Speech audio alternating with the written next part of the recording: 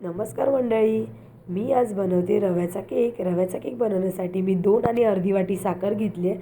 त्याच वाटीने मी अर्धी वाटी तेल घेतलं आहे आणि साखर आणि तेल मी व्यवस्थित मिक्स करून घेणार आहे आणि त्याच्यामध्ये मी दूध ॲड करणार आहे. दूध ॲड याच्यासाठी की जेणेकरून साखर पटकन मेल्ट व्हावी. आणि तुम्ही इथे पिठी साखर घेतली तरी चालेल, कारण पिठी साखर पटकन मेल्ट होते. माळे नव्हती म्हणून मी जाडीवाली साखर घेतली आहे. आणि व्यवस्थित मी ही साखर तेलात आणि दुधामध्ये मिक्स करून घेणार आहे. पूर्ण साखर आपल्याला तेलात आणि दुधात विरघळवून घ्यायची आहे. जोपर्यंत साखर पूर्णपणे विरघळत नाही, पाहू शकता इथे पूर्णपणे साखर विरघळली आहे. चाळणी घेतली आहे, त्याच्यावरती मी 4 वाट्या बारीक रवा घ्यायचा आपल्याला. जर तुमच्याकडे जाड असेल तर तो मिक्सरला लावून तुम्ही घ्या.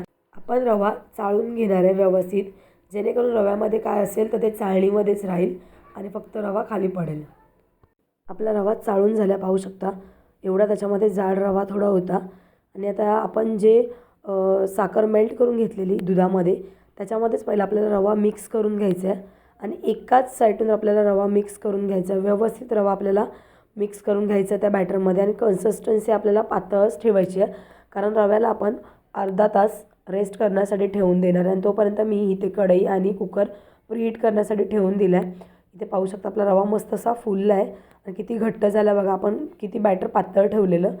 आणि आता ह्याच्यामध्ये आपण थोडं दूध ॲड करून व्यवस्थित आपल्याला रव्याला परत एकदा पातळ असं बॅटर बनवून घ्यायचं आहे, मिक्स करून घ्यायचं आहे प्रॉपर.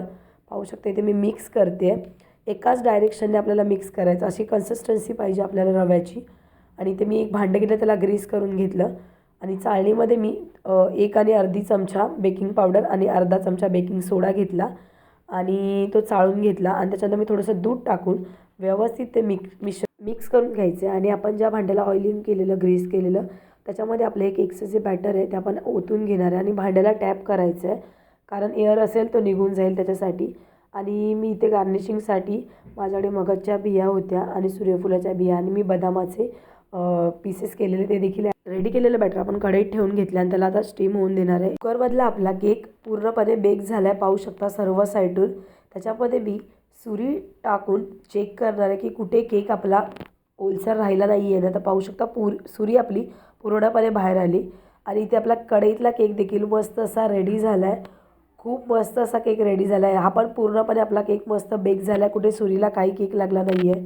केक आपला मस्त बेक झाला आहे. नक्की ट्राय करा. कशी वाटते रेसिपी नक्की कमेंटमध्ये सांगायला विसरू नका. आणि झटकीपट अशी होणारी रेसिपी आहे. आवडली तर लाईक, शेअर, सबस्क्राईब करायला विसरू नका. धन्यवाद.